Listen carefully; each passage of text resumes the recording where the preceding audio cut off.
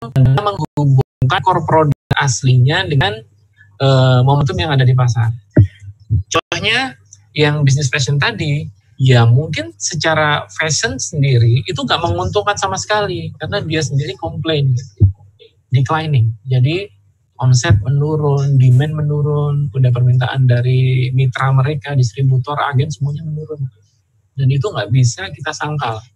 Ini makin terasa jika di bisnis kuliner kita hanya mengandalkan dine-in, jadi hanya mengandalkan makan di tempat, itu semuanya pasti akan terasa.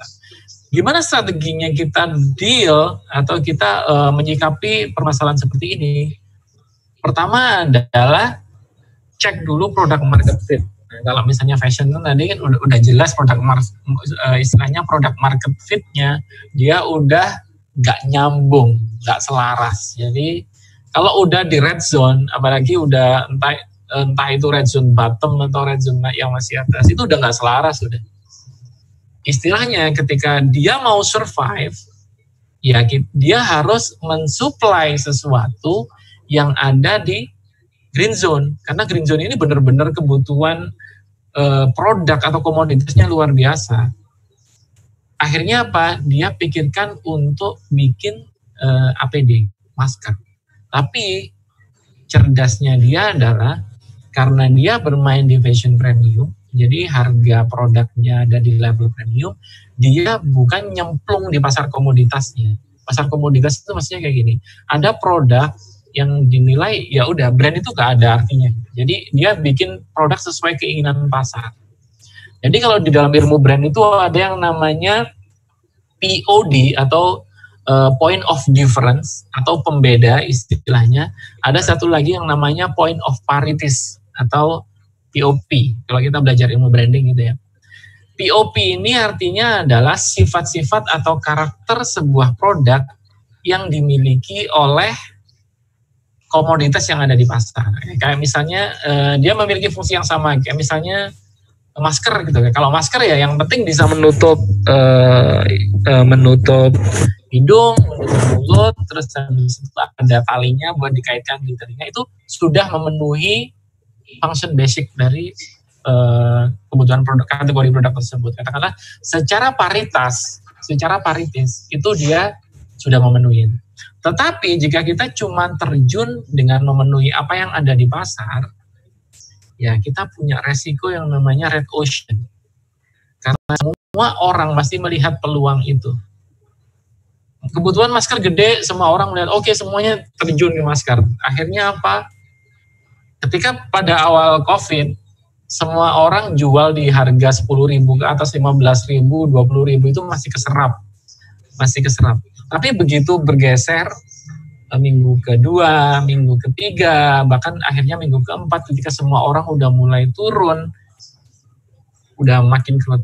Jadi istilahnya red ocean-nya itu bener-bener red, jadi udah makin merah. Persaingannya udah makin kenceng lagi. Jadi dulu masih di awal COVID kita nyari di apotek itu nyari masker susahnya minta ampun. Sekarang di perempatan-perempatan nyari gampang, harganya murah banget, 3.000, 4.000 dapat. Bayangin, kalau kita terjun ke situ dan kita telat masuk ke situ, berapa margin yang mau kita dapat gitu. Ya kita cuman sisa capeknya aja.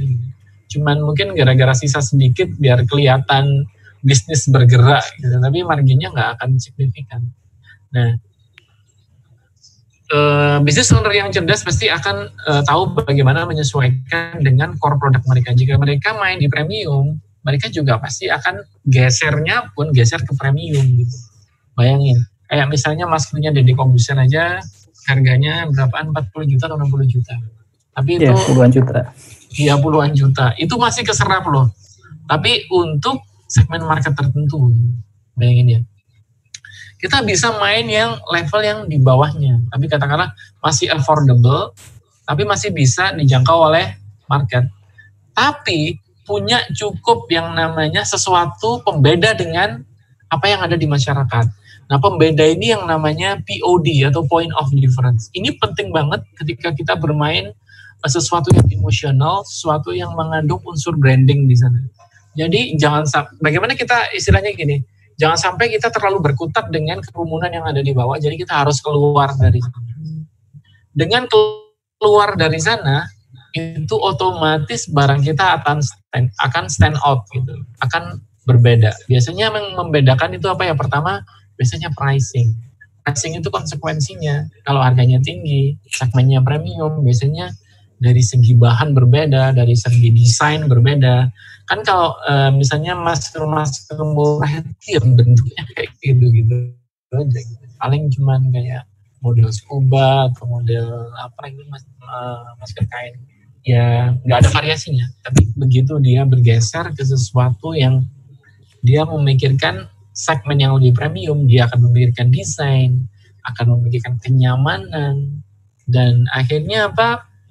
Dirilislah masker-masker yang harganya jauh di atas yang rata-rata. Kalau misalnya rata-rata dijual 5.000, 8.000, dia dijual di 25.000, 30.000. Bagaimana respon market? Bagus banget. Jadi mereka sampai kewalahan. Jadi istilahnya sehari itu rata-rata laku 12.500-an per hari ya, per hari ya. Itu baru memulai di bisnis masker.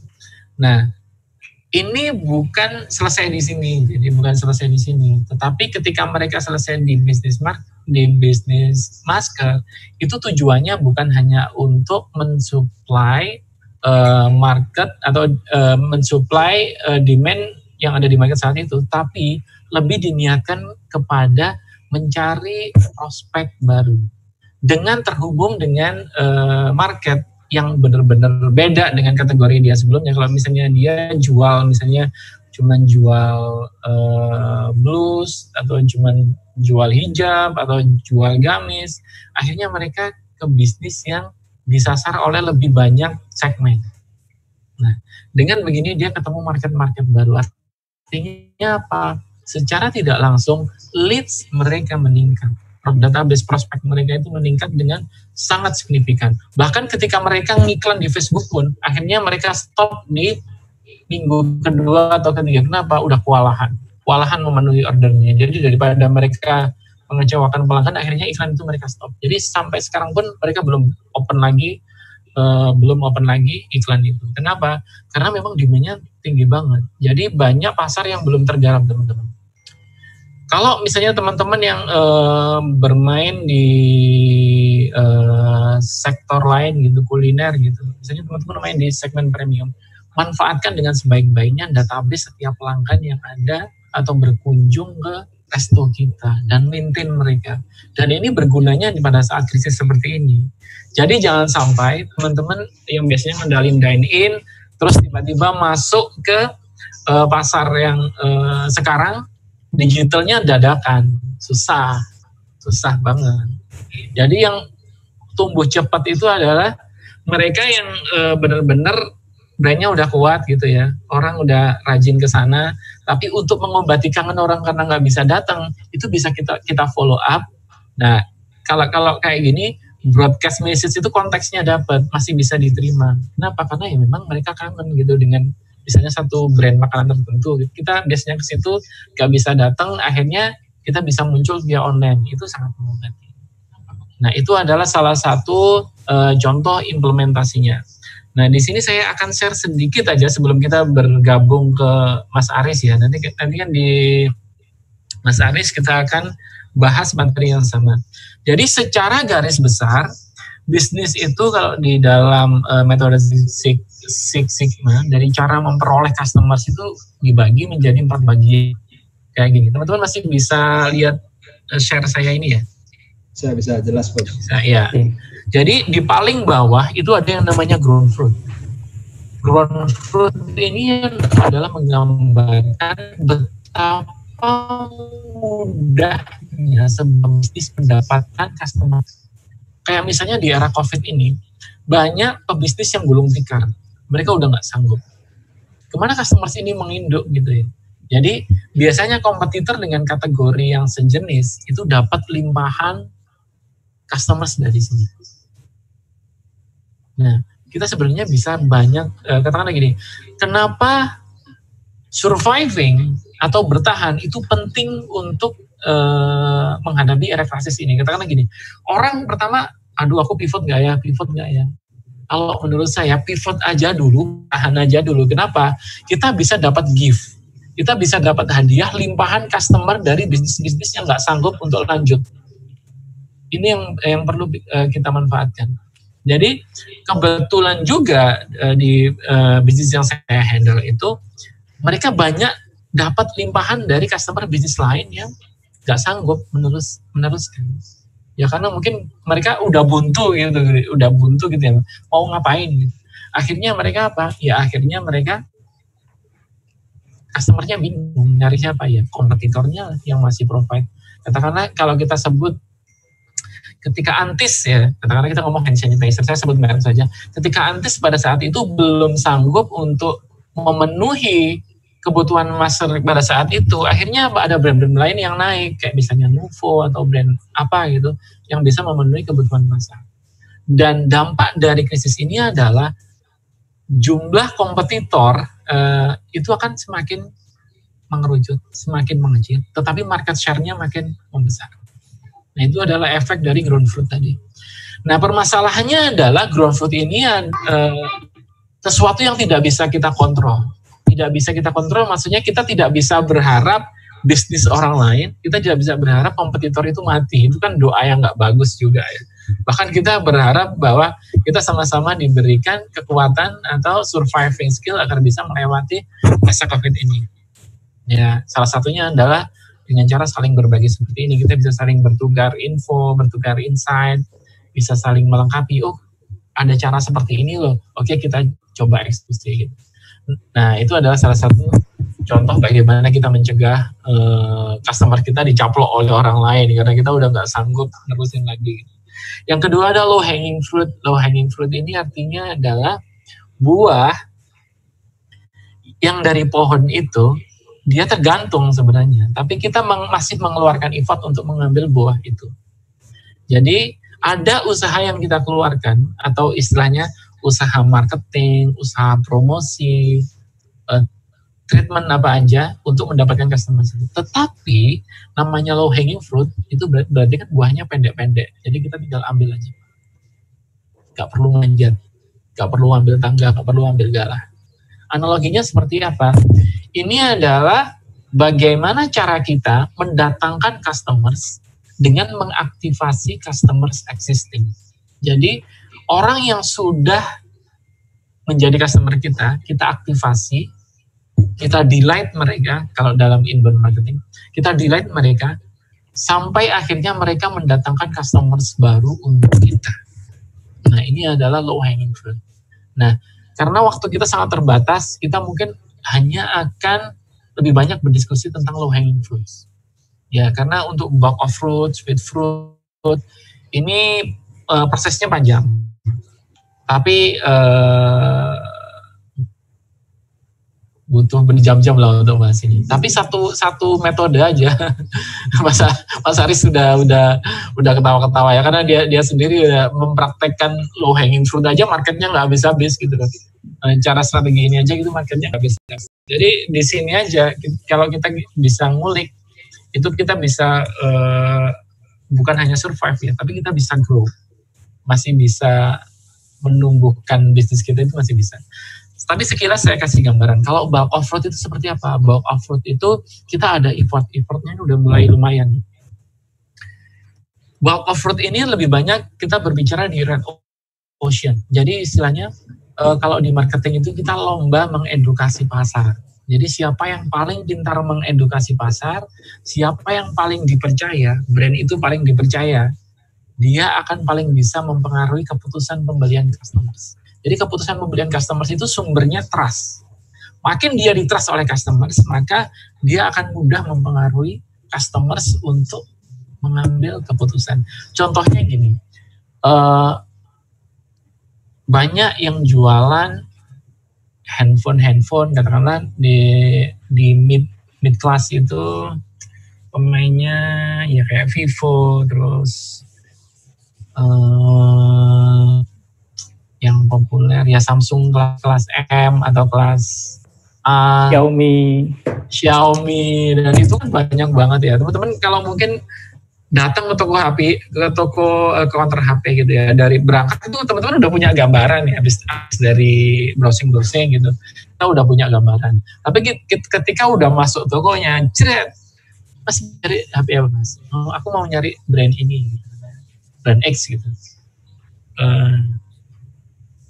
Brand X speknya gini. Sisi namanya orang yang jualan dia paham banget, seolah-olah memang paham banget HP itu kan. Tapi di satu sisi mereka itu adalah promotor. Promotor itu adalah mereka itu punya misi khusus dari brand tertentu yang memang ditarget untuk menjual brand itu. Katakanlah dia dari brand hijau gitu ya. Sedangkan kita dari awal itu pengen beli brand biru. Yang paling terkenal perseteruannya kan hijau sama biru kan di counter HP itu kan ya. Sebenarnya kita di awal udah meriset, oke, aku mau beli brand ini. Ternyata kita di sana itu di brainwash gitu, sama si promotor tadi, sampai akhirnya kita convert dari hijau ke biru. Kenapa ya? Karena mereka itu terlatih untuk itu. Jadi itu kalau secara offline ya. Tapi kalau secara online bisa jadi ini di-still di iklan bisa. Jadi iklannya lebih meyakinkan. Karena memang kita terpikir sebuah produk, tapi iklannya kok lebih meyakinkan yang ini ya. Ternyata testimoni dan reviewnya lebih banyak yang ini ya. Jadi akhirnya orang yang mau beli brand ini nggak jadi kepincut sama brand yang lain. Ya ini yang namanya bug of truth. Jadi kita men-steal orang di tahapan purchase decision atau keputusan pembelian. Mungkin kita sendiri pernah jadi korban. Kita mau beli sesuatu, tapi begitu nyampe di supermarket, promonya ini packagingnya kok menarik ya, ada mangkoknya, ada apa, ternyata ada SPG-nya yang nyegat, ngasih gimmick, hadiah, dan lain. Akhirnya kita jadi beli itu, jadi kita lupa sama beli yang barang awalnya tadi. Nah itu contoh bug of fruit. Sweet fruit itu gimana? Kalau fruit itu namanya buah yang paling manis, paling atas, itu artinya ya buah yang memang kita usahakan sendiri. Jadi effortnya paling luar biasa. Kita yang attract market, kita yang educate market, kita yang mempengaruhi mereka untuk purchase decision sampai memilih produk kita. Effortnya luar biasa. Tetapi itu yang paling manis. Nah, kalau di dalam marketing, nah kita usahakan berangkat dulu dari sesuatu yang paling mudah, yang paling bisa, paling cepat mendatangkan omset buat kita. Dari mana? Low hanging fruit tadi. Low hanging fruit itu kalau memang kita punya customer, kita aktifasi mereka. Nanti Coach Aris juga akan bahas tentang low hanging fruit. Nah, kenapa nggak grown fruit? Grown fruit itu given, sesuatu yang di luar kontrol kita. Ya meskipun itu kalau kita dapat dampaknya luar biasa gedenya, kita dapat limpahan customer gitu, tapi kita nggak bisa kontrol. Kita yang bisa kontrol adalah kita membuat bisnis kita survive gitu. Itu udah effortnya luar biasa kalau kita ngomongin masa pandemi kayak gini. Nah, itu gambarannya. Nah, ini terjemahannya ketika kita hubungkan dengan metode flywheel. Inbound marketing itu cuman ada 3 metode. Saya bilang cuma ada 3 metode. Satu, attraction, bagaimana proses kita menarik customers. Yang kedua adalah engage, atau bagaimana kita mengedukasi dan membuat customers tetap nempel sama brand kita. Dan yang terakhir adalah delight. Bagaimana orang yang sudah nempel, sudah pernah beli ke kita, tetapi kita bisa membahagiakan mereka sampai mereka mau menarik customers baru untuk bisnis kita. Nah, makanya di sini kita melihat bahwa posisi customers di roda kanan, di sebelah kanan di layar, itu ada di tengah-tengah bisnis. Kuncinya dari flywheel ini apa sih? Jangan pernah memutus hubungan dengan customers. Kenapa? Ini adalah penyakit pebisnis lama. Saya bilang penyakit kenapa? Karena kalau seseorang itu sudah melihat, oh target market ini, audiens ini ternyata udah nggak prospek, udah nggak meyakinkan lagi, nah mereka cuma nyari promo-promonya doang, tapi mereka nggak akan beli. Kalau di bisnis konvensional, mereka itu sudah dibuang, tipe-tipe customer seperti ini. Itu namanya negatif persona. Negatif persona itu adalah target audiens yang mungkin tidak menguntungkan bisnis kita secara apa ya? Misalnya dia cuma ngambil gratisannya tok gitu. Misalnya kita bikin satu promonya menarik gitu ya. Promonya menarik. Misalnya saya mau jual bumbu masak, tetapi saya pakai teknik inbound. Teknik inbound saya adalah saya bikin video-video panduan memasak di YouTube, di Instagram. Jadi kayak misalnya Tastemeet atau Tasty gitu. Kalau teman-teman juga di YouTube channel-channel itu ada panduan memasak dengan cara yang praktis, yang sederhana. Ya mungkin saya bikin seperti itu. Padahal saya mau jual bumbu masak. Bumbu masak kan sekarang lagi dibutuhkan banget kan di masa krisis. Nah, saya bikin konsep seperti itu. Tapi ternyata setelah itu jalan, saya menemukan dua tipe customers nih. Ada orang yang menikmati konten-konten saya dan mereka beli bumbu masak saya. Yang kedua adalah mereka menikmati konten-konten saya, tetapi mereka nggak beli. Intinya apa? Mereka ya cuma suka aja konten-konten tersebut.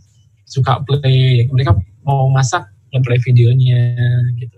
Terus nge-like, bahkan komen.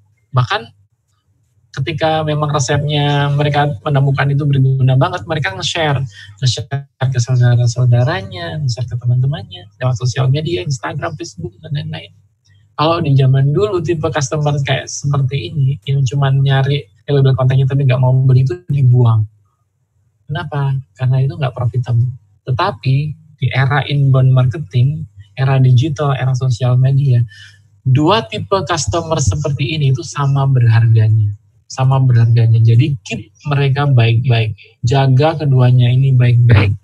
Orang yang nggak beli bisa jadi karena mereka asik dengan konten kita, mereka menikmati konten kita, mereka share konten kita. Akhirnya orang lain yang mendapat atau yang menikmati value dari konten kita dan mereka beli. Jadi istilahnya profit generatornya bukan dari dia, tetapi gara-gara dia share konten kita, ketemu prospek lain, target audience lain, dan mereka yang beli ke kita. Nah, itu yang perlu kita jaga di era digital sekarang. Era sosial media sebenarnya like, comment, share itu ada nilai duitnya. Cuman kadang kita sebagai pebisnis konvensional, yang kita nilai sebagai customer itu ya cuman yang beli ke kita. Itu yang patut disayangkan.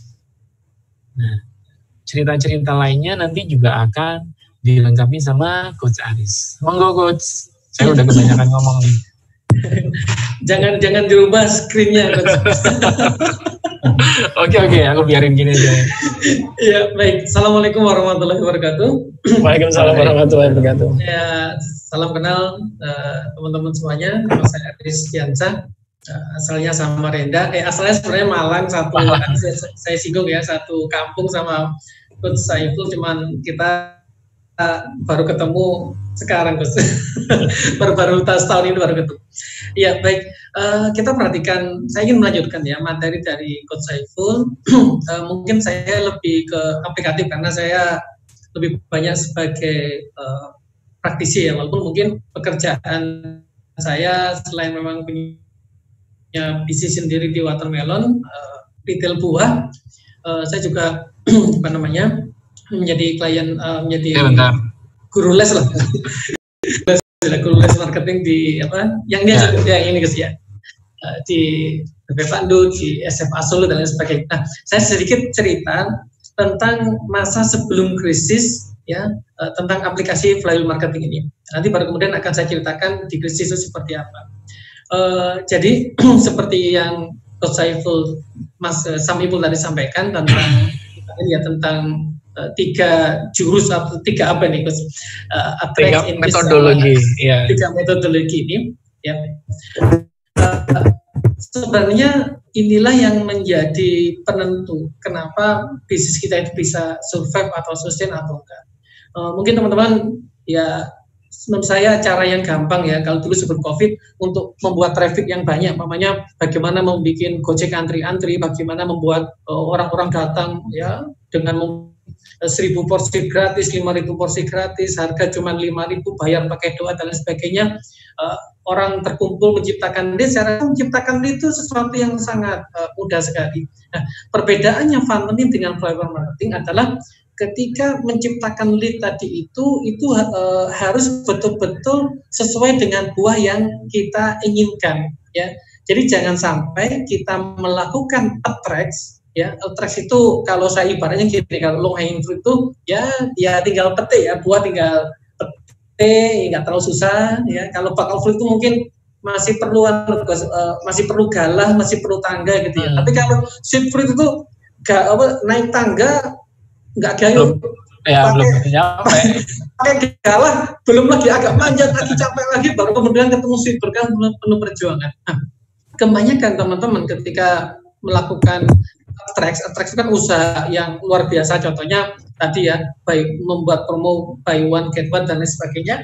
Nah, yang mereka sasar itu ternyata orang yang low hanging fruit, ya. Yang mereka sasar itu orang yang memang nggak di attract pun, nggak dikasih diskon diskon buy one get one pun mereka sudah datang gitu.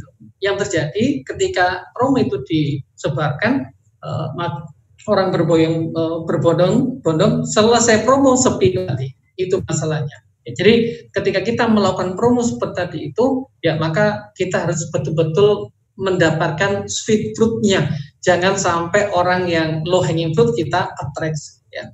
Maka yang di Dilex itu adalah low hanging fruit, dan Dilex itu kalau boleh saya sampaikan rahasia di watermelon, Dilex adalah senjata utama kami. Alhamdulillah di COVID ini omset kami naik sekitar 500%, alhamdulillah.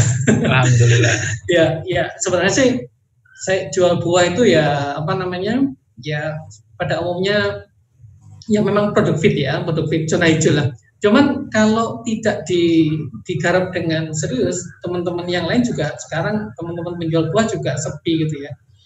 Kami bisa menaikkan omset sampai 5 kali lipat di watermelon, dan itu selama 2 bulan terakhir semakin meningkat ya. Mudah-mudahan tadi saya lihat tarik data sudah terus ya. Ya, ini selama 2 bulan terakhir. Nah, itu kita betul-betul melakukan attracts ya. Kita betul-betul melakukan attracts, tetapi dengan tidak spamming tadi. Ya. Jadi bukan berarti broadcast itu nggak boleh, ya. Bukan berarti broadcast nggak boleh. Data itu tetap uang digital ya. Data kutub ya. Artinya data itu sesuatu yang bernilai. Ya. Broadcast WA pun juga masih boleh. Tetapi ketika kita melakukannya dengan cara yang salah, maka yang terjadi ya tadi itu spamming. Yang jadi adalah dengan cara elegan ya. Ya nggak capek. Maka yang kita lakukan harus didilex dulu, dibuai dulu, terus kemudian kalau ibarat saya mencontohkan bisnis Sarkorba, dikasih incip-incip dulu, dibuat flying dulu, baru kemudian kita broadcast. Dan ternyata yang terjadi ya di watermelon itu orang, saya cek, biasanya kalau broadcast saya cek ke admin saya, coba lihat yang viewer berapa, itu dari 256 orang broadcast itu kira-kira ada yang nggak lihat nggak gitu ya, atau ada yang pernah komplain nggak karena di broadcast. Ternyata enggak, yang lihat tuh sampai 230 gitu. Artinya broadcast kami diabaikan, dan kalau nggak broadcast kadang orang malah kemudian tanya, Mas kok nggak nginfo, Mbak kok nggak nginfo buah apa yang lagi ini, mau kemana lagi dulu ini? Malah kangen. Di broadcast gitu ya.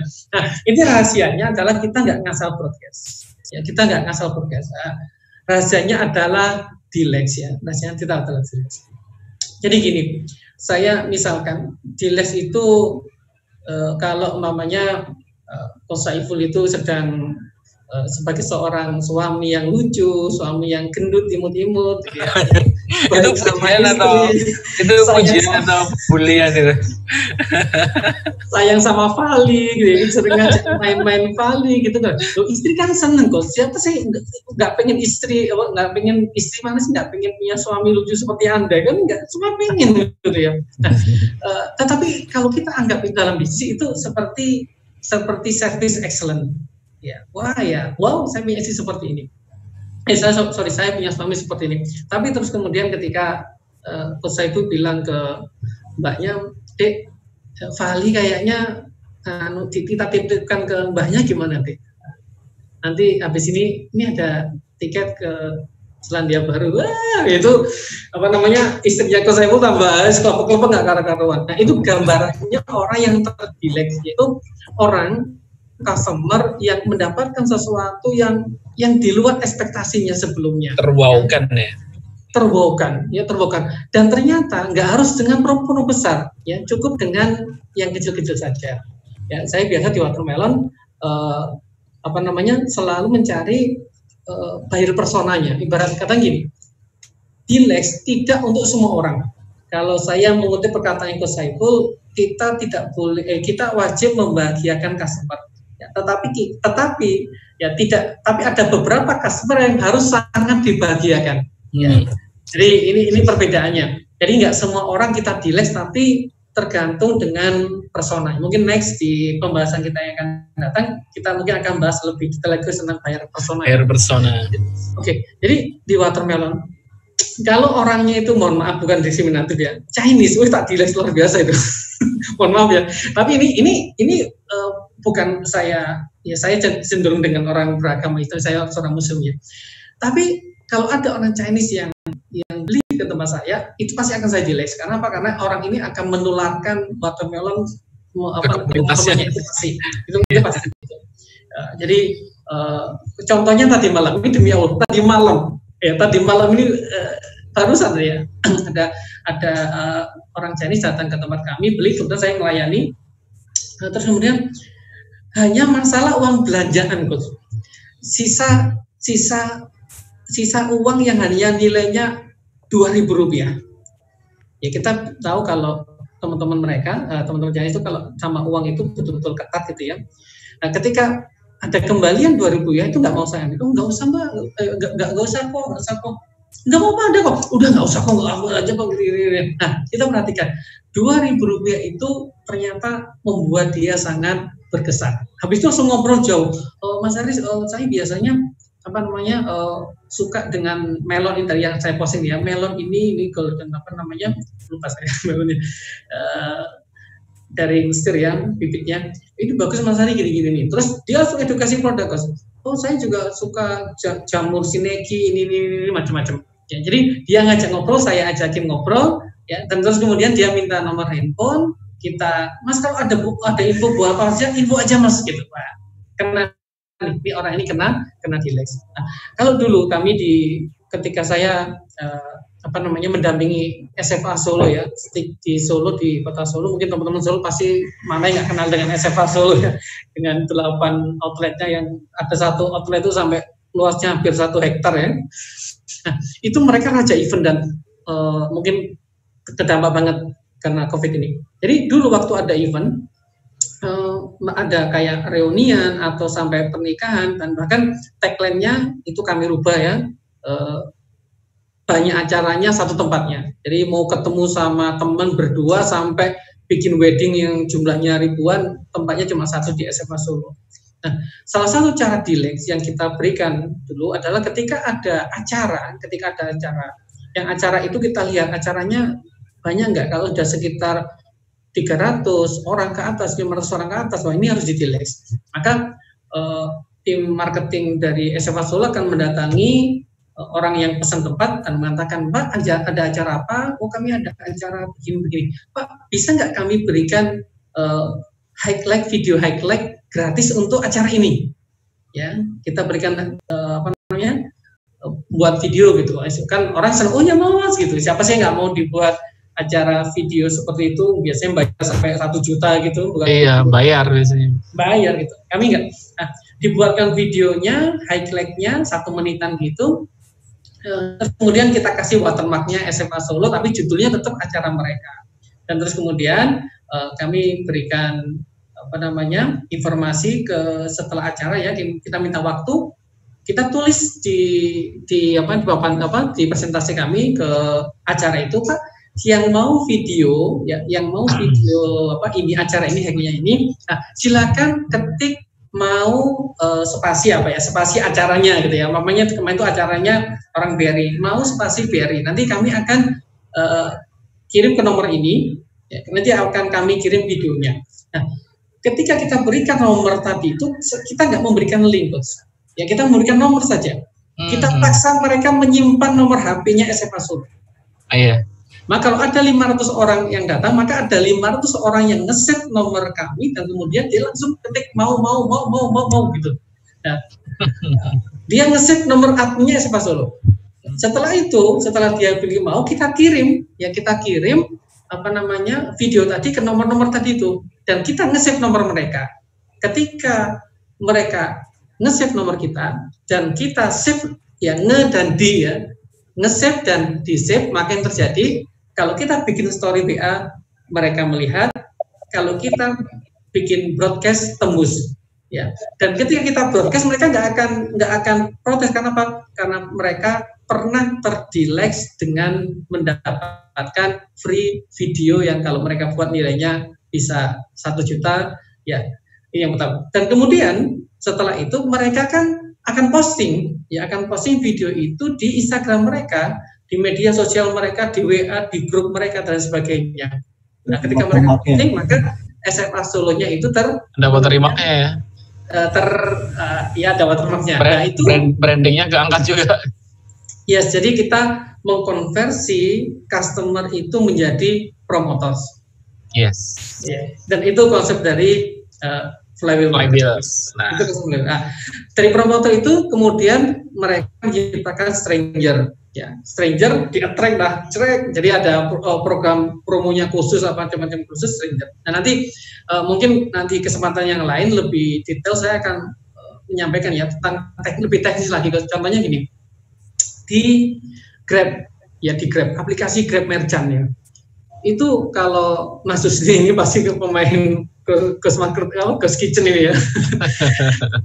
Nanti besok tanggal 16 saya ada juga acara ngisi di Rempah Academy, di acaranya Bu Yuyun. Nah, jadi gini, di Grab Merchant itu yang sudah merchant, teman-teman pasti akan tahu ya, mungkin yang pemain kuliner, ketika klik promo, nanti akan ada opsi orang yang pernah beli sama yang enggak. Jadi kita bikin promo codes ya. Jadi pokoknya coret harga lah, diskon 50%. Ini kan attract ya, ketika kita mau bikin diskon 50% nih. Narik traffic, attract teman-teman. Attract itu narik traffic. Oke. Nah, di opsi pilihan di Grab Merchant dan di GoFood nggak ada, di GoBiz nggak ada, di Grab Merchant itu akan ada pilihan, yaitu pelanggan baru. Ya, yang kan itu 2 step ya Mas Husni ya. Kalau saya mohon maaf saya nggak punya slide-nya, nanti kapan-kapan kita buat. Nah, itu ada yang untuk promo ini untuk pelanggan baru atau untuk semua pelanggan. Nah, kalau kita melakukan attract seperti ini jangan ke semua pelanggan, tetapi kita berikan ke pelanggan baru supaya promonya itu betul-betul kita arahkan kepada stranger. Ya, betul-betul kepada sweet fruit, jangan sampai yang ground fruit yang dapat gitu ya, jangan sampai kepada pencari gratisan yang dapat. Nah, tetapi yang sudah pernah beli ya itu kita pesankan lagi. Kalau belinya itu cuma 1 porsi dan sebagainya ya nggak dapat apa-apa.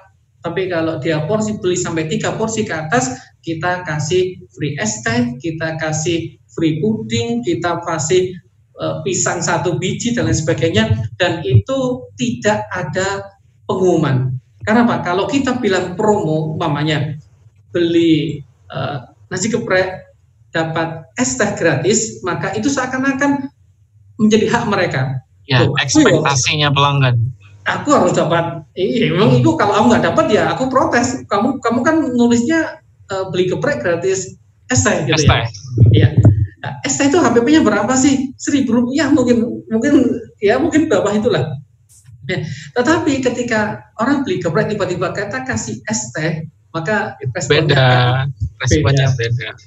Jutaan ya, lebih kepada surprise ya. Iya, betul. Surprise.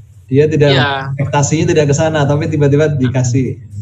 Jadi betul, managing expectation atau memanage ekspektasi pelanggan itu pentingnya luar biasa. Jadi kita selalu memposisikan aja itu ekspektasi pelanggan udah beda sama kayak Coach Ali sampaikan tadi, itu juga beda. Jadi kayak misalnya katakanlah gini, andai saja ya kayak misalnya yang tadi praktek di SMA tadi gitu,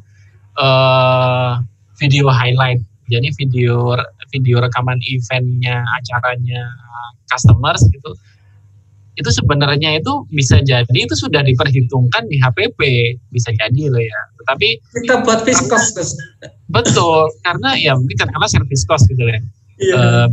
Biaya untuk mendelete pelanggan. Tetapi gara-gara itu nggak disampaikan di awal, tetapi itu dikasihkan sebagai gift, sebagai hadiah, sebagai surprise, itu bisa jadi wow.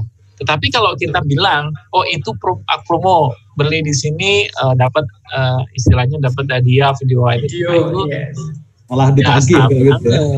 Nggak wow, apalagi kalau itu nanti ternyata videonya mengecewakan. Oh bisa dibully gitu. Kalau ini mengecewakan nggak apa-apa. Nggak apa-apa. Karena kan di likes. Iya di likes. Nah itu penting. Mau dilanjut Mas Aris? Ya. Baik. Jadi tadi itu. Jadi flywheel marketing ini mungkin sih orang bilang lo kan podo ae ya. Bikin bikin beli one get one atau beli apa. Ini beda atau diskon 10%. Beda banget. Ya, diskon 10% ya dengan D-Lex atau dengan kita janji promo diskon 10% itu berbeda sekali. Ya, berbeda sekali. Dan kita harus, kalau bahasa saya sih harus mengkonversi setiap D-Lex itu menjadi aset digital atau menjadi data konsumen, tapi mereka kita buat nyaman, tidak annoying, tidak terganggu. Itu kata kuncinya. Nah, nanti di back of road ya, di back of road-nya ya tadi itu bagaimana cara kita kemudian dengan mendeleks maksimal aja sebenarnya, terus itu orang akan menjadi promotor dan biasanya prospeknya orang lain itu akan bisa lari ke prospek kita. Nah, ini tadi sebelum COVID ya. Nah, saya akan sedikit bicara tentang praktek aplikasinya flywheel marketing ini di COVID, dan ya mungkin karena saya sendiri di Watermelon ya akan saya ceritakan di bisnis saya sendiri ya, bagaimana meng-attract customer di era COVID ini. Jadi yang saya lakukan pertama kali mendengar berita COVID ini 2 hari setelah saya lockdown dari Solo. Jadi saya dari Solo 2 hari habis coaching di PP Pandet nggak salah ya. Iya di PP Pandet. Oh sorry, di Pak Setengkleng Mas Bambang dari Klaten. Saya balik ke Samarinda dapat 2 hari informasinya lockdown gitu ya di Solo. Ya udah nggak bisa balik, nggak bisa kesana lagi. Ya akhirnya pivot jadi kuli buah di Watermelon. Di sini nggak digaji Coach ya, karena Watermelon itu milik istri saya bukan saya. Saya jujur aja jumlah rekening di Watermelon saya nggak ngerti. Jadi korban COVID sebenarnya saya ini pengangguran ya. Pengangguran sukses. Pengangguran sukses. Jadi marketing dan kuli buah tapi nggak digaji. Baik. Terus kemudian yang saya lakukan 2 hari awal ketika saya merespon ini, saya meresponnya itu bahwa wah ini kesempatan luar biasa untuk saya. Prinsipnya harus mendapatkan database, mendapatkan new customer sebanyak-banyaknya. Ya, karena apa? Karena di saat yang sama pemain besar itu ngerem. Contohnya mall pada tutup, ya chat Mas Nugroho ya diseneni maksudnya tiap hari di rumah. Terus jangan dibahas itu Mas. Lanjut. Jadi pemain besar pada ngerem nih. Ya Hypermart, kalau saya di Giant, Hypermart, Lotte dan lain sebagainya. Karena COVID ini ya, mereka pada ngerem. Saya mikir, wah ini kesempatan untuk kemudian nyalip gitu ya, waktu kesempatan Watermelon untuk kemudian nyalip mereka. Kenapa? Mereka punya layanan online, tapi mereka tidak garap secara online. Maka kemudian yang saya lakukan adalah membuat attracts dengan menjual per century cuma harga 14.000 dan itu saya tekor. Saya CIC lah ya, acquisition cost-nya saya lakukan, dan promo itu 2 bulan ini ya. Sampai sekarang saya masih tekor harga per century, tapi image murahnya itu dapat. Ya, tetapi infrastrukturnya kemudian saya perbaiki, yaitu melengkapi produk-produk Watermelon selengkap supermarket. Jadi sayur-sayuran eksotis, brokoli, jamur-jamuran, yang buah-buah eksotis dan sebagainya, yang memang kayak blueberry dan lain sebagainya, yang itu memang mereka hanya dapatkan di mall, tapi mereka takut ke mall, ya. Dan terus kemudian ya budget iklan saya besarin gitu ya, tetapi tidak jualan, awareness, ya, betul-betul hanya untuk narik nama aja, bukan hard selling ya, tapi ya nggak apa-apa sedikit pakai es, tapi kan nggak, maksudnya jadi flywheel itu bukan berarti kita tidak menggunakan es atau biaya marketing, enggak, cuman nggak seperti funneling yang budgetnya besar gitu loh.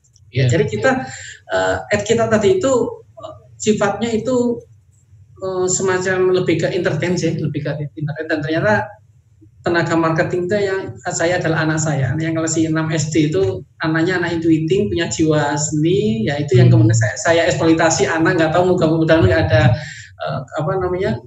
KPI anak-anak itu. Split ya. Awas ada Kak Seto nonton nggak ini Kak Seto? Itu luar biasa, dapat aset digital luar biasa, dapat aset digital, database luar biasa, dan kalau agak sedikit pamer sih, tempatnya kecil, walaupun kami kan base-nya online ya, tapi kalau dari importir sih bilang pengambilannya nggak kalah sama supermarket. Ya, intinya bahwa attract itu harus betul-betul kepada orang yang tepat, ya. Delect itu harus betul-betul kepada orang yang tepat. Siapa itu? Ya buyer persona, ya. Nanti insya Allah teman-teman, nanti kita akan punya sesi khusus untuk membahas buyer persona, dan itu wajib dipelajari atau wajib dibuat di konsep. Karena sangat teknis sekali mas kayak gitu. Kayak misalnya buyer persona gitu ya, kayak ya sama dengan kayak riset marketing gitu. Ya. Kita mensurvei gitu, gimana caranya. Ya. Jadi nanti akan saya bagikan kapan nanti ya, bagaimana memainkan flywheel itu di IG. Kapan attract-nya, kapan delect-nya, kapan engage-nya gitu ya. Termasuk di grab merchant seperti apa, kapan attract, kapan delect dan lain sebagainya. Ya mudah-mudahan nanti ada waktu, kalau dibahas sekarang kan nggak habis karena teknis banget. Silakan Mas. Ya, jadi apa yang saya garis bawahi di sini itu adalah pentingnya managing expectations. Jadi bagaimana memanage ekspektasi pelanggan. Jadi teman-teman itu kalau membuat promo itu harus hati-hati gitu, jangan terlalu mengobrol janji. Mengobrol janji itu, yaitu kalau kita berjanji banyak ke pelanggan, ekspektasi pelanggan itu jadi tinggi. Artinya apa? Ketika kita hanya bisa deliver atau ngasih sesuatu yang di bawah ekspektasi tadi, mengecewakan mereka. Meskipun effort kita luar biasa untuk itu, tapi itu akan tetap mengecewakan mereka. Lebih baik gitu ya, kita memenuhi sesuatu yang basic, tetapi kita nanti kasih surprise kecil gitu. Meskipun itu sebenarnya secara cost itu sudah kita perhitungkan secara cost structure. Jadi cuman manajemen aja lah, cuman membantu bagaimana mengaturnya. Kayak misalnya Coach Aris dulu juga pernah sharing ke saya bagaimana dia mendelete, jadi di BP Pandut ya. Jadi bagaimana bikin pelanggan senang balik ke sana, tetapi dengan sekaligus dia database pelanggannya, database dari pelanggan itu dapat. Itu detailnya gimana, Mas? Yang pakai puding itu? Puding. Oh, iya. kita pakai free puding ya. Jadi sebenarnya dulu konsepnya macam-macam. Kalau di SMA Solo itu kita dengan es krim. Es krim ya. Es krim ya, dengan es krim. Jadi kalau ada orang kan gini, orang datang itu kan personanya beda-beda ya. Kalau ada jombloan kayak siapa gitu ya, umpamanya satu orang, terus kayak yang sambil penggemarnya Deddy Kempot gitu. Satu orang belanja situ, wah ini kayaknya orang jomblo, nggak usah di-delect lah gitu. Beda lagi ketika yang datang itu keluarga, istri bawa anak-anak. Nah, ini berarti orang ini punya kebiasaan untuk bawa anaknya jalan-jalan, ya. Dan kadang keputusan belanja di mana itu bukan karena orang tua, tapi karena anak. kan dua versi tuh. Jadi ada orang belanja ke kuliner itu karena keegoisan kedua orang tua. Yang mau tuanis makan di situ, anak-anak jadi korban gitu loh. Nggak suka bebek dipaksa makan bebek gitu loh. Ya sudah, akhirnya anaknya didelek. Nggak suka, ya sama ya sebaliknya. Nah, sekarang bagaimana anak itu menjadi apa namanya? Jadi driver ya. Jadi driver, pengambil keputusan. Keputusan seperti itu. Jadi ketika anak-anak dikasih es krim, ketika ada ibu-ibu kumpul-kumpul, ya, dan pelayannya itu udah dilatih. Nanti kalau ada ibu-ibu yang dia itu sama teman-temannya, ketawa-ketawa macam-macam, di situ berarti ini ibu sosialita, suka kumpul-kumpul, ya mereka makan sendiri nggak enak, pasti maunya sama teman-teman, maka kita delay, Mbak, ini kami ada french fries gitu ya. Ada kentang goreng, ya silakan. Oh ya, ini di mana Mbak? Enggak, ini gratis. Oh ya, bisa gitu lah. Nah, itu terdelek sudah. Nanti dia akan balik itu dengan teman-temannya, bahkan mereferensikan ke teman-temannya tanpa kita minta apa-apa. Nah, bisa jadi tertentu kita minta sedikit gimmick ya, permintaan lah. Pak, kalau mau es teh atau mau puding atau mau apa, silakan ketik puding ke nomor berikut. Jangan dikasih link. Kalau di link dia akan enggak. Yang terjadi adalah dia bisa ngechat kita tapi nggak nge-save nomor kita. Kita nge-save nomor dia, waktu kita kemudian broadcast spamming. Jadi memang harus betul-betul nge-save dan di-save, itu kata kuncinya. Di Watermail itu ada 9.000 data nge-save dan di-save. Ya, alhamdulillah kalau musim mangga itu sehari 2 ton sekali broadcast selesai. Ya. Kami jual retail ya, next, saya ada sedikit studi kasus menarik di Atrex ya, di COVID ini, di era krisis ini yang dilakukan oleh Pak Yuda ya di Laziza.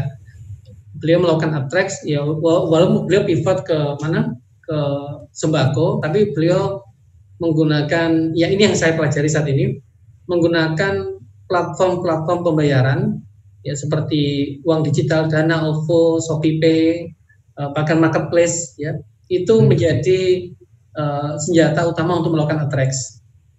Jadi gimana itu detailnya, Mas?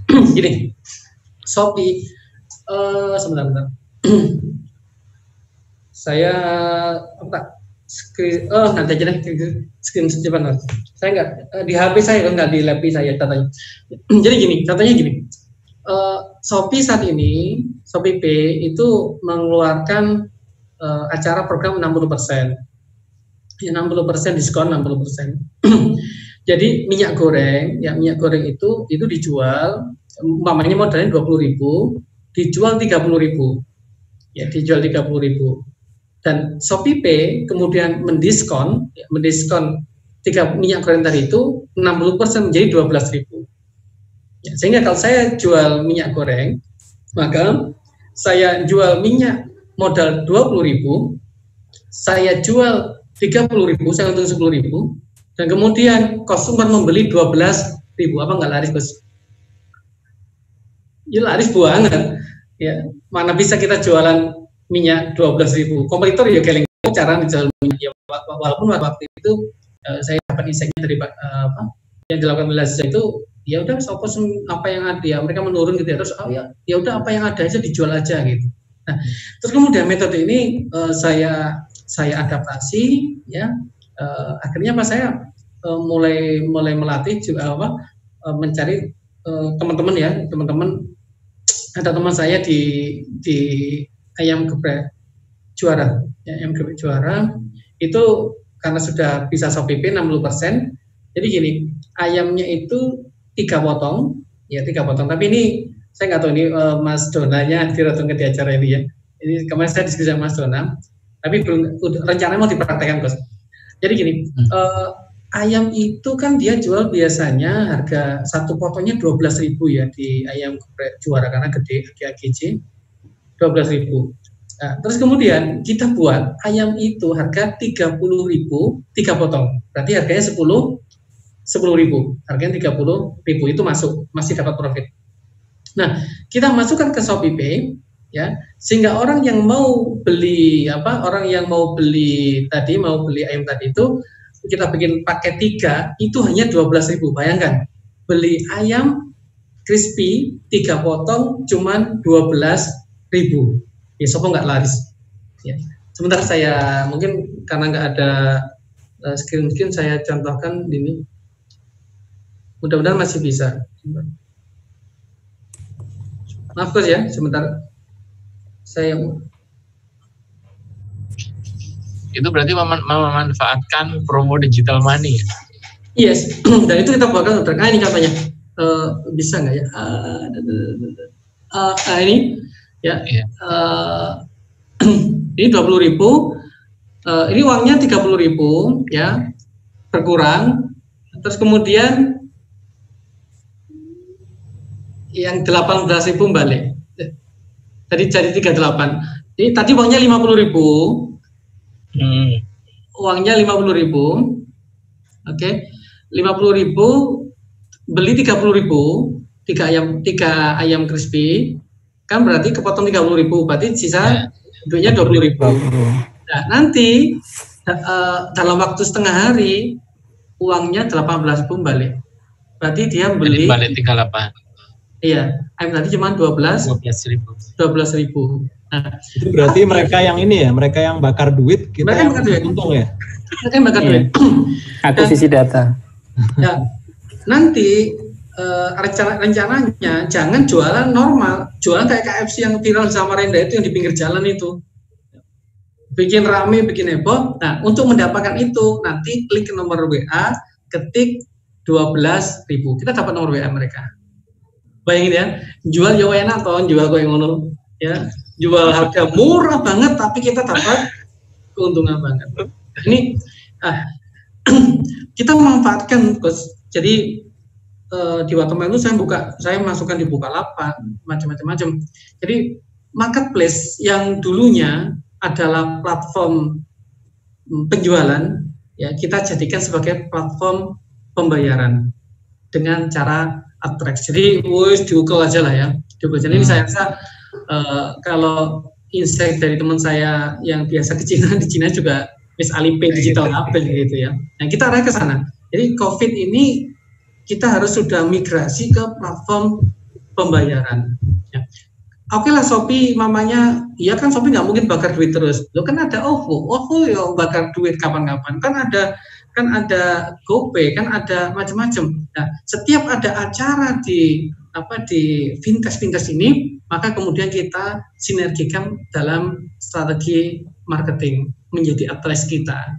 Tanpa kita bakar-bakar duit, tanpa kita mengeluarkan CIC, tapi kita dapat customer dan pastikan dapat new customer. Kalau yang lo hanging fruit tadi itu, ya jangan pastikan bag of fruit atau sweet fruit itu kita dapatkan ketika kita melakukan track tadi itu. Ya dengan memanfaatkan platform pembayaran. Ya. Nanti mungkin di lain sesi akan saya lebih detailkan teknisnya. Oke. Iya. Iya. Kira-kira begitu sih, Mas Yusni, Mas Andi. Iya. Oke, menarik sekali ya pembahasan yang disampaikan oleh kedua narasumber kita malam ini, ada Mas Ipul sama Mas Aris. Kalau di awal tadi ada istilah interrupting marketing, yaitu marketing yang mengganggu. Itu marketing yang cuma memburu closing tanpa menghiraukan customer. Perbedaannya yang sangat kentara dari marketing jenis konvensional, yaitu kalau di inbound atau di flywheel ini kita lebih peduli ya, lebih memberikan sesuatu kontribusi yang bermanfaat buat customer. Jadi customer itu delight ya. Jadi kita mengkonversikan dari stranger menjadi customer menjadi promotor. Ya. Stranger menjadi prospek. Oh ya, jadi prospek. jadi mungkin langsung saya tanya jawabnya Mas Yusni, mungkin bisa dibukakan terlalu malam untuk sharing tanya jawab teman-teman. Ya ini karena waktunya sudah overtime ya, udah 9 tahun. udah offset. Tapi kita buka tanya, mungkin kita batasin 3 aja ya Mas Haris ya, Mas Ya maksimal 3 aja ya. Tiga aja ya. Monggo deh. Malam kita kasih kesempatan yang ada di Zoom dulu. Monggo di grup chat bisa disampaikan. Nanti sambil kita ngobrol-ngobrol santai, kita tunggu. Ya sepertinya di chat tadi udah ada komen atau tadi saya sempat terputus, jadi chat saya clear ini sekarang ini. Bentar. Mungkin Mas Andi bisa dibacakan mungkin nanti kalau ada yang chat di grup chat. Sebentar, kalau di chat di tempat saya ini udah clear soalnya. Oh komen kok. Banyakan komen. Nggak ada sih di chat, nggak ada. Mungkin silakan yang lain tuh yang ada pertanyaan pakai bisa angkat tangan mungkin yang mau tanya bisa angkat tangan nanti di unmute. Nah itu Pak Igun ada yang mau tanya itu. Ya, terima kasih. Assalamualaikum warahmatullahi wabarakatuh. Waalaikumsalam warahmatullahi wabarakatuh. Monggo silakan Pak. Share-nya stop dulu ya. Oke, silakan. Saya sangat senang sekali dengan acara ini. Nah, yang saya punya usaha itu sekolah anak pesan khusus. Itu untuk sosial dan saya ingin membuka untuk yang bisnis untuk menutup sosial itu. Apakah cara pemasaran itu sama dengan model yang tadi diceritakan oleh Mas Aris atau Mas Ipul tadi? Mohon penjelasannya. Ya, monggo siapa yang mau menanggapi? Oke. Coba saya langsung jawab aja ya biar nanti kan Mas Aris silakan nambahkan ya Mas. Ya, silakan. Oke Pak Igun. Jadi kira-kira seperti ini. Apa yang penting dari sebuah bisnis itu adalah story. Story itu penting banget. Jadi bagaimana membuat bisnis kita bisa dikenal oleh orang lain atau target audience gitu ya. Pertama gini, story itu kadang orang masih menyalahartikan bahwa story itu identik dengan copywriting. Bagaimana kita nulis-nulis cerita yang menyentuh, menulis cerita-cerita yang istilahnya kayak novel, kayak cerpen gitu, itu baru dianggap story. Sebenarnya bukan seperti itu sih. Story itu adalah sebuah benar-benar rekam jejak atau istilahnya apapun yang kita lakukan dan dia memiliki impact terhadap branding. Katakanlah gini, misalnya Pak Igun bikin sekolah itu why-nya seperti apa? Why-nya itu adalah atau sesuatu yang melatar belakangi kenapa sampai muncul sekolah itu.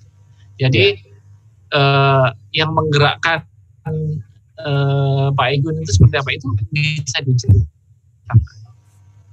Ceritanya kan kalau misalnya dalam bentuk tulisan aja itu nggak menarik. Konsep video kreatif yang menarik. Jadi kayak model cerita, istilahnya video tapi bercerita, bukan video promo gitu ya. Video menceritakan tentang bagaimana awal mulanya, bagaimana perjuangan sampai bisa jadi sekolah itu, terus habis itu aktivitas di sana seperti apa aja, terus kira-kira penghargaan apa aja yang pernah diterima, terus kira-kira anak didiknya prestasinya apa aja, itu story. Every single piece of moment itu story. Dan itu yang menjadi seseorang jadi lebih kenal dengan brand kita. Jadi sebenarnya apapun bisnisnya, story itu penting. Jadi jangan sampai kalau istilahnya David Ogilvy, winking the girl in the dark. Winking the girl in the dark itu kayak gitu misalnya. Kita itu ingin memikat orang, tetapi kita sendiri berada di dalam kegelapan. Kita bagus, tapi kita sendiri yang tahu. Jadi katakanlah purpose dari sekolah itu misalnya memang ada sisi kemanusiaan yang luar biasa, tapi jangan sampai itu cuman berhenti di kita atau berhenti di orang-orang sekitar kita. Jadi era sosial media itu adalah momen untuk menyebarkan story-story itu. Jadi memang bisnis itu memang harus lengkap. Jadi istilahnya secara bisnis beres, habis itu storytellingnya juga harus beres. Jadi kira-kira seperti itu. Oke gitu. Mungkin ada pertanyaan lagi karena waktunya udah mepet. Kita akan closing nanti jam 10 ya. Masih ada 10 menit. Monggo silakan. Nanti di listnya berapa menit ini? Silakan. Ada pertanyaan nih, dari Mbak Arum. Mbak Arum mau tanya langsung secara visual atau lewat chat aja? Kebetulan beliaunya ngechat. Chat. Chatnya merah apa? Kalau sudah Chat kuning. Chat aja ya. Oke, saya bacakan ya kalau begitu ya. Oke. Assalamualaikum, terima kasih materinya. Pertanyaan saya, seperti apa yang bisa share di tiap engage yang sedang tren, yang disukai, atau yang pure edukasi? Ya, saya jawab dikit saja. Oh, silakan. Ya, nanti biar lengkap. Kalau engage itu Coach Saiful yang ahlinya nih. Saya biasa track sama Dilex. Begini Mbak, kalau dalam apa namanya lingkar emas ya, kami kebetulan berdua ini kayaknya Sinekmania. Dari why Simon Sinek. Dari why terus kemudian how to, terus kemudian baru what gitu ya. Jadi kita harus tahu why-nya orang nonton iklan kita atau itu apa sih why-nya gitu. Nah, saya mengutip kata-kata yang Coach Saiful sebenarnya. Itu marketing itu kerjanya adalah membungkus fakta dengan membungkus fakta dengan narasi gitu ya. Jadi fakta itu kita bungkus dengan narasi. Ya, kalau bahasa saya itu marketing itu harus jujur, wajib jujur. Bohong nggak boleh. Ya, tapi mendramatisir boleh. Contoh, bakso ini enak, ya, baksonya enak, itu faktanya gitu. Mendramatisirnya, baksonya enak, nah, itu mendramatisir. Nah, jadi yang paling simpel adalah bagaimana konten kita tadi itu nyaman untuk dilihat, ya. Dan kita biasanya ini sederhananya Mbak ya, balik kita sendiri. Kira-kira kalau ada kita berkonten seperti itu customer itu butuh itu atau enggak? Ini yang pertama. Ya, jadi kalau menurut saya pada why utamanya, dan biasanya teman-teman jangan terjebak. Kemarin saya tulis di status, jangan terjebak dengan kualitas editing konten. Ya wis lah, pakai video biasa kayak Coach Saiful kemarin nyanyi terus pelorotan sama Vali itu kan nggak pakai Adobe Premiere gitu. terus pokoknya Mbak. Tapi sudah terdelete ya. Saya mendapatkan insight luar biasa. Create more content. Jadi buat sebanyak-banyak konten, tapi tadi jangan konten yang selfish kita, yang kita banget deh. Tapi bikin konten yang Anda banget, ya jangan Anda banget. Gambarnya seperti itu. Jadi mamanya produknya apa ya? Ya kalau saya di buah gitu, kan nanti kan kamu tak kasih contoh videonya. Jadi bukan caranya simak gini. Saya ada jual jamur shimeji. Makanya saya lakukan seperti yang kan adalah anak-anak saya, yang anak saya nanti tak gerakkan rencana besok sudah saya gerakkan anak saya 3 orang itu. Ya, mereka bertiga bikin seru-seruan. Kayak bikin ngevlog itu cara masak dan jamur shimeji. Jadi padahal masaknya cuma gampang aja, pakai telur, jebol telur, dikasih tepung, dia tepung digoreng gitu aja. Tapi kehebohan anak-anak akrabnya anak-anak itu menjadi utamanya gitu ya. Shimejinya beli di Watermelon itu urusan belakangan. Tapi bagaimana di work from home di masa-masa kita di rumah anak-anak menjadi akrab, melakukan hal positif dan sebagainya, ini menjadi konten insya Allah yang menarik untuk ditonton, seperti bapak yang bikin anak kaget pelorotan, nah itu contohnya gitu. Itu menunjukkan hubungan ini ya, hubungan anak dengan bapak. Itu contoh-contoh konten. Dan tadi itu kalau yang mau simpel ya sudah bikin videonya, terus kemudian dilebokno di TikTok wis jadi ada tulisan pojokan TikTok bisa di-share di IG dan sebagainya, atau mungkin pakai video biasa ya, di jeda ya sudah gitu. Nah, ya nanti bisa dibuka di YouTube, banyak sekali panduan-panduan cara bikin editing video yang simpel-simpel. Wes nggak usah sing kualitas bagus-bagus, simpel-simpel aja tapi banyak dan berkesan untuk orang lain. Ya perbanyak konten. Makanya saya kemarin suka nge-live ya, bikin buka-buka, bikin apa? Durian dan sebagainya. Ya sebenarnya pokoknya perbanyak konten. Ya kita mungkin tambahkan. Ya, itu ada satu lagi itu yang dari Mas Adi Purwaka ya. Saya bacain aja. Kalau mau nyemplung sebagai pemula jualan sembako, kira-kira apa tipsnya, Coach? Karena rata-rata sekarang umumnya pivot ke sembako, terutama di sisi membuat POD tadi, point of difference. Misal jual beras. Barakallahu fikum. Dari Mas Adi Purwaka. Monggo silakan siapa yang menanggapi? Ya, nanti biar Mas Haris nambah sendiri, saya kasih jawaban sendiri juga. Jadi sebenarnya pertanyaan engage tadi itu bisa jadi nyambung dengan pertanyaannya Mas Adi Purwaka ini. Fungsinya engage itu salah satunya adalah untuk brand marketing. Jadi konsep marketing itu kalau kita bagi dua aja itu ada dua. Jadi ada yang namanya brand marketing, ada yang namanya direct response marketing. Bedanya apa? Kalau brand marketing itu artinya kita melakukan sesuatu secara kontinu, ya kayak ibarat lari maraton gitu, secara terus-menerus, tapi kontribusinya ke brand, tidak langsung ke sesuatu yang terukur, misalnya ke penjualan gitu. Jadi kayak misalnya kita bikin konten tadi itu nggak boleh putus memang. Untuk apa? Pertama untuk terus engage dengan audiens. Ya kayak misalnya untuk sembako, caranya misalnya kita bisa istilahnya kita bisa dominan dibandingkan dengan supplier lain yang gimana ya kita harus lebih dikenal dari mereka. Karena dengan lebih dikenal itu trust-nya akan lebih muncul. Cara dikenal gimana ya terus muncul, sering bikin konten, sering sharing sesuatu, sering muncul di sosial media apapun itu. Tapi ingat teman-teman, kalau misalnya kita mau sharing sesuatu harus sesuatu yang positif. Jangan sampai kita sering muncul tapi menghujat apalah, ngeluh apalah, secara tidak langsung itu akan mempengaruhi image dari audiens atau orang yang melihat konten kita dan memberikan persepsi kepada kita. Itu nggak bagus. Jadi lebih baik kita muncul dengan sesuatu yang unfaedah, tapi menghibur. Jangan ketawa Mas Aris ya, karena saya banyak konten-konten unfaedah. Fokers ini kayaknya. Ya. Baik. Yang sembako kebetulan akan saya. Itu ada juga ya. Karena saya pemain retail, ada basicnya dari 2010 itu retail makanya. Iya, itu ada Mas Aris pasti ada tipsnya juga. Tapi intinya adalah kita harus stand out daripada penjual yang lain gitu ya. Jadi kita harus lebih dikenal, makanya sering muncul dengan mereka. Oke, sekarang akan ditambahin sama Mas Haris nih. Mau nambahin apa nih Mas? Silakan Mas Haris. Ini buka-buka file chatting ini aku bisa baca. Enggak, saya tindakannya sorry.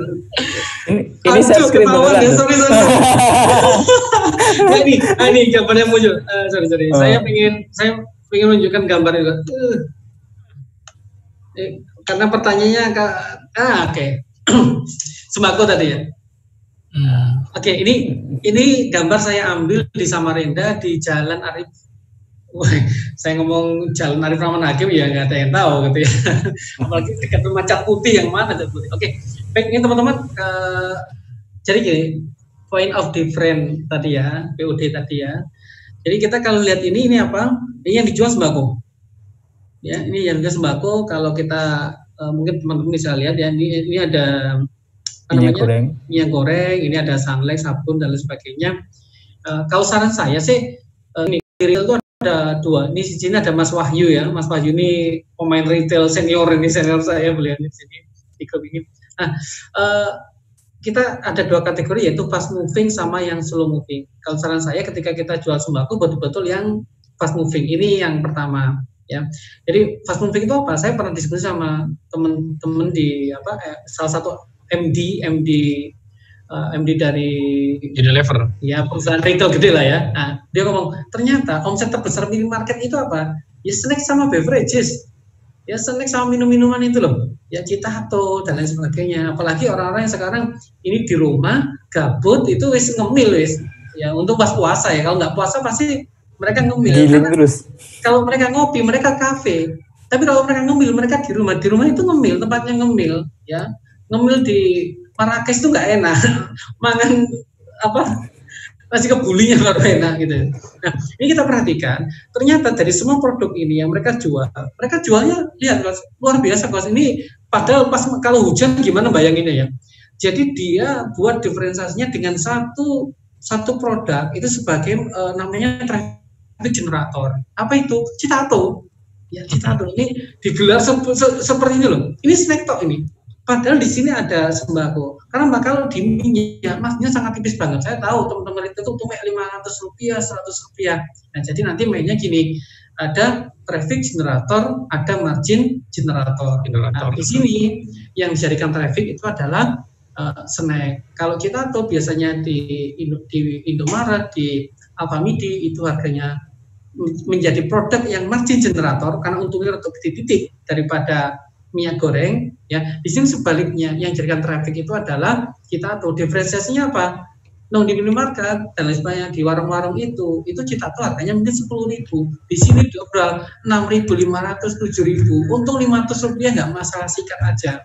Ya, jadi kalau main di retail, main dua tadi itu harus ada traffic dan pembeda. Pembedanya apa terserah. Ya. Kemarin saya sempat sharingkan di Facebook. Teman yang sembakonya rompang nih, padahal unicorn sembako isinya dan regane juga. Jadi dia main di bawang, ciri khasnya bawang. Jadi yang lain tuh rata, dia bawangnya didorong ke depan, digelar, ya membuat orang itu wah ini di situ kayaknya pusatnya bawang, padahal yo jual yang lain. Ya. Nah, di era Covid teman-teman yang jual sembako itu harus betul-betul tahu diferensiasinya. Ya, sampai kalau buka sembako di tenda biasa harganya sekian-sekian. Ya, it's not about harga. Ini cerita ini gelar ini cerita ini. Bukan apa namanya? Bukan harga ini. Ini kalau orang melihat ini, orang melalui jalan melihat ini kisah kok. Buktinya saya ceritakan ke teman-teman di sini. Ini story nih. Nah, bagaimana jualan Anda itu menjadi sebuah cerita. Loh, dodolan di kono kok ngono iku. Nah, Anda yang di buah bibir lah ya. Sendiri. Ya. Anda tahu sendiri apa yang akan dijadikan sebagai pesan saya. Retail itu berdarah-darah. Namanya retail itu harus rinci. Ini berdarah-darah ya Anda buat sesuatu yang lain lah.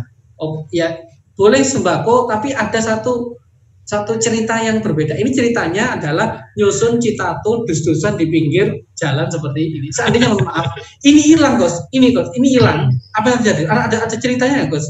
Enggak, no. Kalau cuma ini aja, dibawain aja, nggak menarik. Ya cuman ini mie apa Indomie, nggak menarik. Menariknya apa ini? Ya. Ini yang menarik. Nggak tahu isinya apa. Jangan isinya. Iya itu bisa jadi kerdusnya aja. Ya, itu. Ya, mungkin bisa contoh diferensiasinya sih. Ya itu gambaran ya bagaimana bisnis retail. Tapi memang ada dua tipe diferensiator. Ada tipe diferensiator yang fisikal kayak gitu. Memang penampakannya kayak gitu. Jadi kita istilahnya menunjukkan sesuatu yang memang berbeda dari kompetitor. Tapi ada satu lagi diferensiator yang namanya istilahnya emotional differentiator. Jadi ini yang susah dijiplak. Misalnya kita bikin toko yang wah, misalnya di depan toko ada dikasih balon kayak di depannya Pizza Hut gitu, yang gini-gini yang ngejak orang datang. Itu salah satu bagaimana mendatangkan traffic juga ya. Dan juga sebagai pembeda. Tapi kita juga harus paham yang namanya emotional differentiator. Emotional differentiator itu maksudnya gini, orang ketika dikenal memiliki sesuatu yang beda dibandingkan kompetitor yang lain, itu treatmentnya beda. Jadi mereka nggak sensitif lagi dengan yang namanya harga, karena itu lebih dengan yang namanya trust. Katakanlah misalnya kayak tadi ya, misalnya kita pelayanan kita ramah, terus kita kenal dengan pelanggan, itu diferensiator yang luar biasa. Dulu Starbucks sebelum menjamur kayak sekarang gitu, ke setiap pelanggannya itu tahu loh, misalnya dia orang ini itu biasanya pesan apa gitu, itu biasanya paham mereka, kenal dengan personanya. Jadi sangat mengenal karakter pelanggan kita, terus menyapanya dengan ramah, terus sering kasih treatment wow tadi, kayak misalnya Mas Aris tadi kan kalau misalnya kembalian gitu 2.000 ya benar-benar harus dikembalikan 2.000, apalagi kalau misalnya kita selisih 200 gitu, Pak ini 200, kalau memang itu nggak signifikan, tapi kalau memang kita benar-benar retail kayak tadi 200 kan memang signifikan, tapi kalau ada kembalian-kembalian yang nggak signifikan, itu bisa jadi kita bulatkan ke bawah, oh udah Pak nggak apa-apa Pak, gitu aja simpel, itu sudah bisa menjadi pembeda. Dan yang terpenting adalah hubungan emosional. Jadi sering muncul kayak kalau di digital keseringan kita muncul, keseringan kita membawakan sesuatu yang fun, yang akhirnya konten-konten kita diburu oleh mereka, itu akan menjadi pembeda kita dengan supplier yang lain, dengan penjual yang lain. Ini menjawab pertanyaannya sama Mas Aris juga, kalau misalnya Palu Gada bisakah prinsip seperti itu diterapkan? Bisa Mbak. Ya memang branding dari misalnya personal founder branding, terus corporate branding, toko branding dari toko kita, itu penting. Jadi bahkan ada di satu riset bahwa mengenal penjualnya, bahwa penjualnya memiliki karakter yang bagus, itu memiliki 70% proporsi keputusan pembelian. Bayangin, hanya kenal karena penjualnya baik, kita kenal banget sama mereka, trust ke mereka, itu bisa menjadi kecondongan ngambil di situ. Kadang selisih berapa rupiah itu diabaikan. Itu salah satu contoh menggunakan emosional sebagai diferensiator. Jadi kekuatan branding itu sebenarnya di situ sih sebenarnya. Kurang lebih seperti itu. Yeah. Leader have been seen, kata-katanya ilmiah ya ketika garap TVRI. Jadi, akhirnya TVRI itu, bayangin TVRI itu sekarang jadi identik dengan ilmiahnya gitu ya, sampai bayangin branding beliau ya, walaupun ya luar biasa. Ini contohnya lah ya, contohnya. Dan konflik terakhir itu pun malah mengangkat brandingnya ilmiah ya. Konflik gara-gara biaya dicopot itu sampai saya itu berpikir loh, oh udah ganti tadi itu si CEO-nya TVRI, tapi ternyata ya masih melekat gitu image ini. Ini mau kita delete lagi berapa menit apa? Oh boleh deh. Karena gini aja, kalau ada pertanyaan nanti bisa lanjut kontak saya pribadi atau via grup Telegram bisa kan? Oke, boleh. Nanti bisa di-share.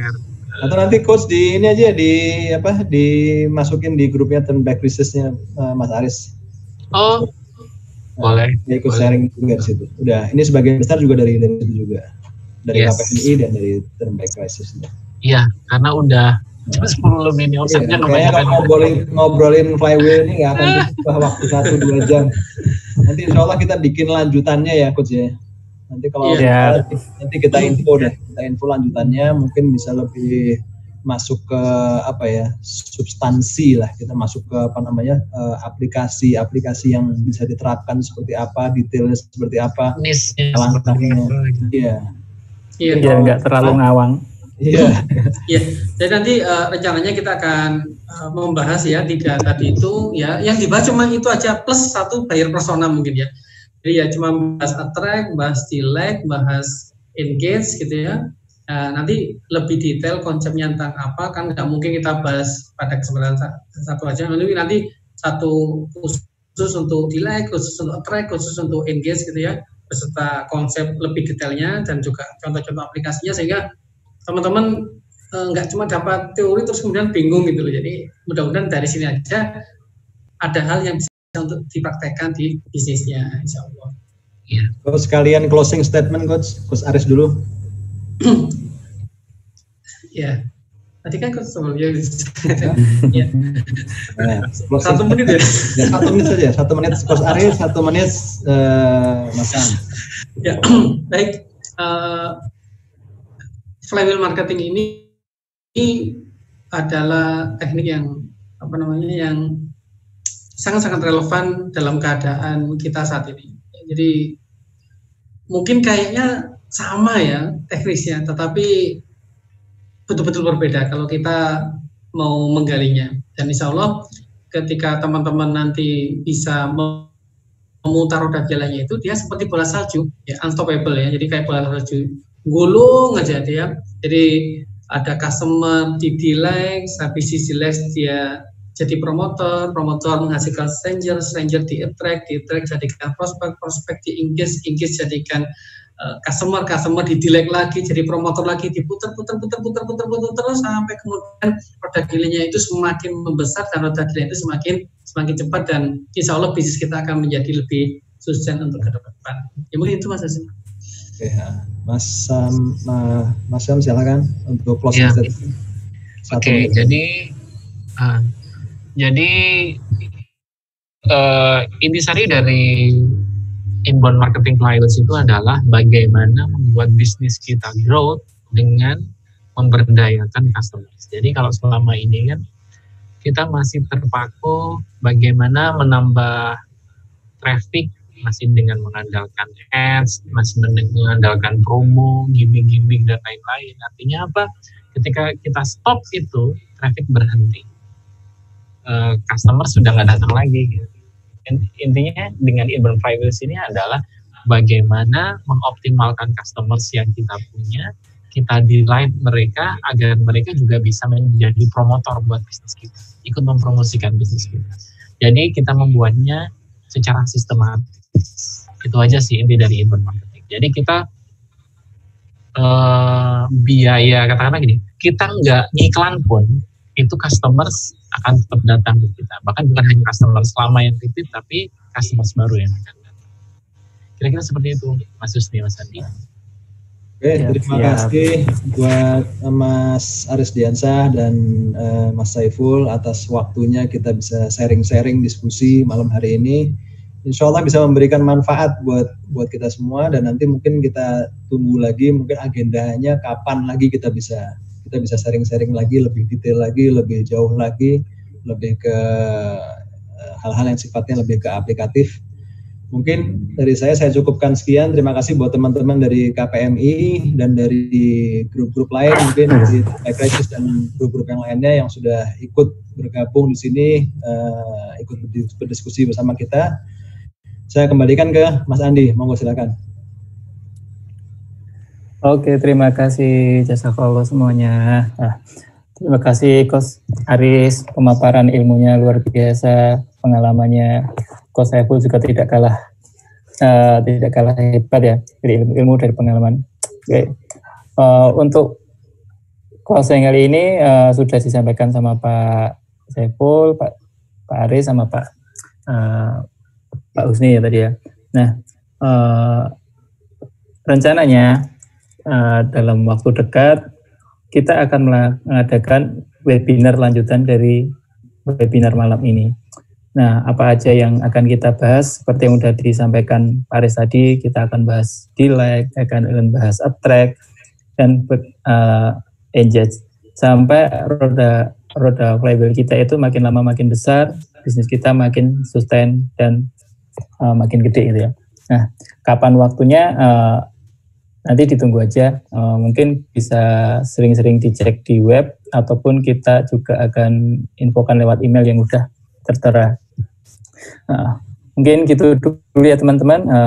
Terima kasih untuk waktunya para guru-guru kita, Pak Saiful, Pak Aris, Pak Husni.